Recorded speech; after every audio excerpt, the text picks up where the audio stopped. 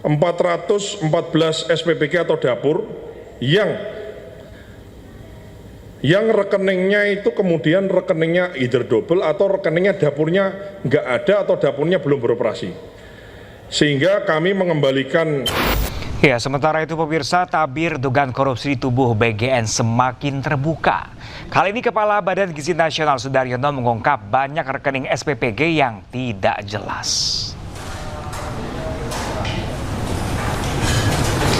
Kepala BGN Sudaryono buka-bukaan terkait dugaan korupsi di Satuan Pelayanan Pemenuhan Gizi, di mana dari hasil penyelidikan sementara ditemukan 414 rekening ganda atau bahkan belum beroperasi. Total dana yang ada di rekening ini mencapai sebesar sekitar 311,2 miliar rupiah. BGN pun langsung mengembalikan dana ini ke kas negara. Sudaryono pun tegaskan tidak ada SPPG yang kebal hukum.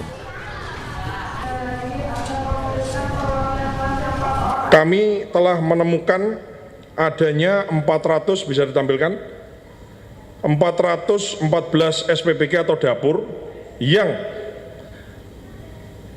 rekeningnya itu kemudian rekeningnya either double atau rekeningnya dapurnya nggak ada atau dapurnya belum beroperasi.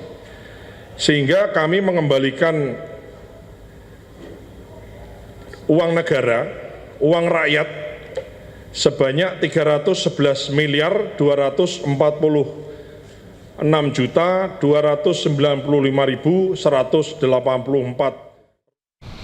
Mahkamah Konstitusi memutuskan anggaran program MBG harus dipisahkan dari anggaran pendidikan. Kepala GN menegaskan pelaksanaan program makan bergizi gratis tetap berjalan dan sumber anggaran diserahkan kepada pemerintah.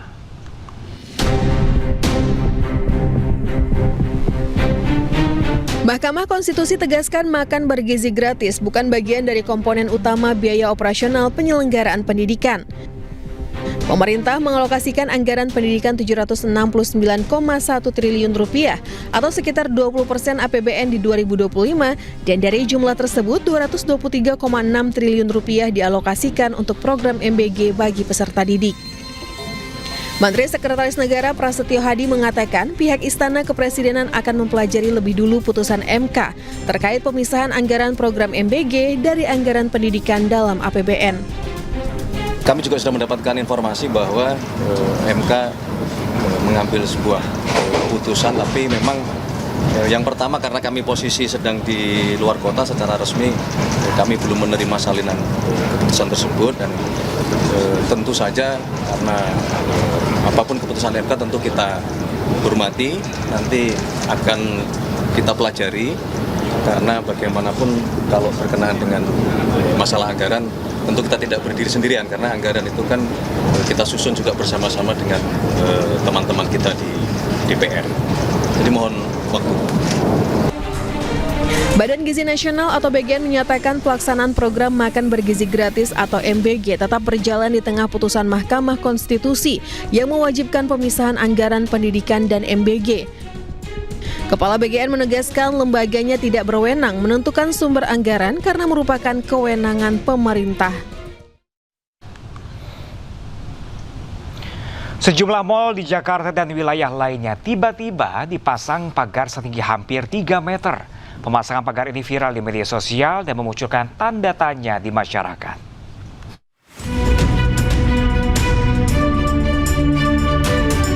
Pagar setinggi sekitar 2,5 meter terpasang di salah satu mal di kawasan Jakarta Selatan. Pagar terpasang tepat di dekat pintu masuk utama mobil di Jalan Raya Kasablanka. Saat ini pagar besi yang terpasang baru sepanjang sekitar 100 meter. Pagar didesain khusus dengan bagian atas menyudut dan lancip. Tidak hanya di Jakarta, salah satu mal di Bekasi, Jawa Barat juga memagari malnya.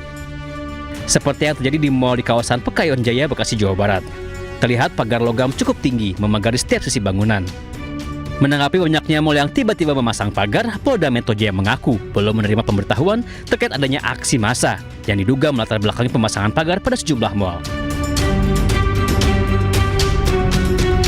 Terkait tentang pagar, dalam situasi Kamtibmas, Sampai saat ini Polda Metro Jaya masih belum menerima surat pemberitahuan terkait tentang aksi yang ada. Tetapi tidak berhenti di situ. Polda Metro Jaya melalui Direktur Operasional tetap melakukan pemantauan secara dunia maya digital, yaitu melalui Dirres Siber termasuk Reskrim Kita akan melihat flyer-flyer ataupun ajak-ajakan. Ini hanya sekedar lempar flyer atau memang akan ada gelombang aksi.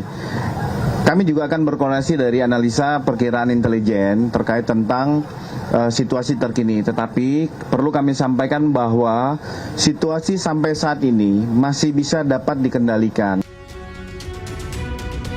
Polda Metro Jaya juga mengaku sudah melakukan mitigasi awal apabila ada kelompok-kelompok yang mencoba membuat kerusuhan dan situasi tidak aman. Kendati demikian, Polda Metro Jaya kini meningkatkan patroli berskala kecil hingga besar di wilayah penyangga ibu kota Jakarta. Tim Liputan iNews melaporkan.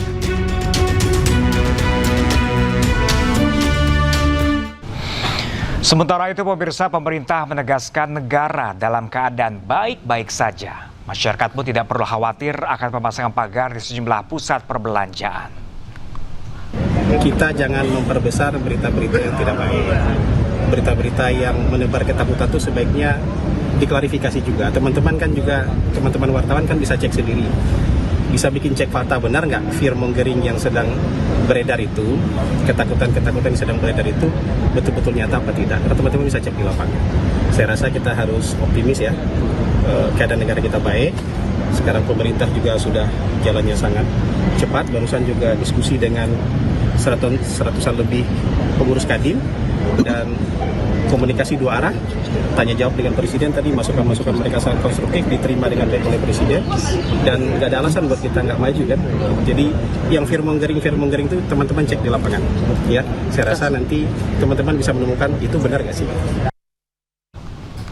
Sementara itu, pemirsa, Gubernur Pramono Anung memastikan Jakarta aman dan meminta pihak mal membongkar pagar tinggi yang dipasang.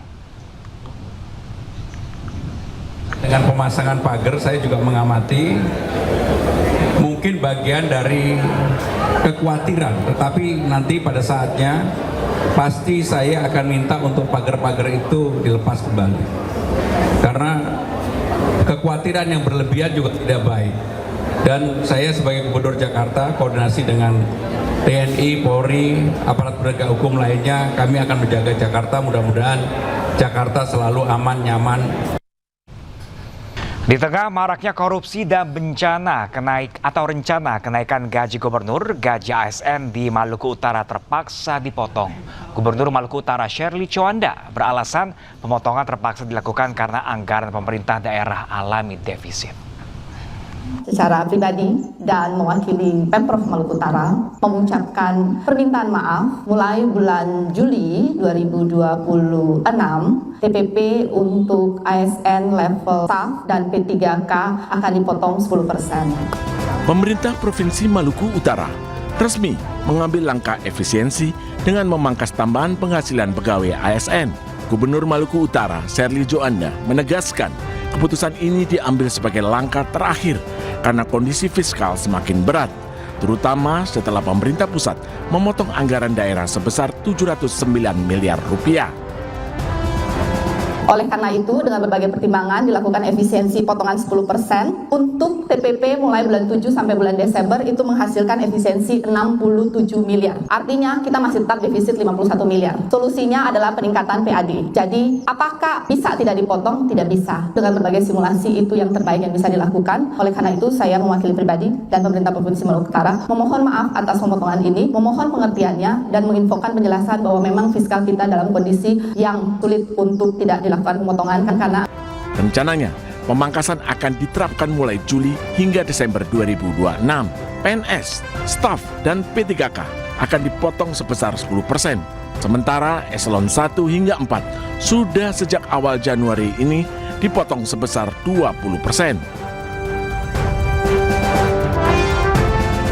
Tetapi tadi juga sudah mendengar semua keluhan dari kepala daerah bahwa itu tidak menyelesaikan masalah kami di daerah karena kami sekarang tidak punya cash flow untuk membayar gaji P3K sampai dengan akhir tahun. Sebelumnya, Gubernur Shirley sempat curhat ke DPR di depan anggota Dewan dan Menteri Dalam Negeri. Sarli mengaku kesulitan menggaji pegawai pemerintah P3K sampai akhir tahun 2026.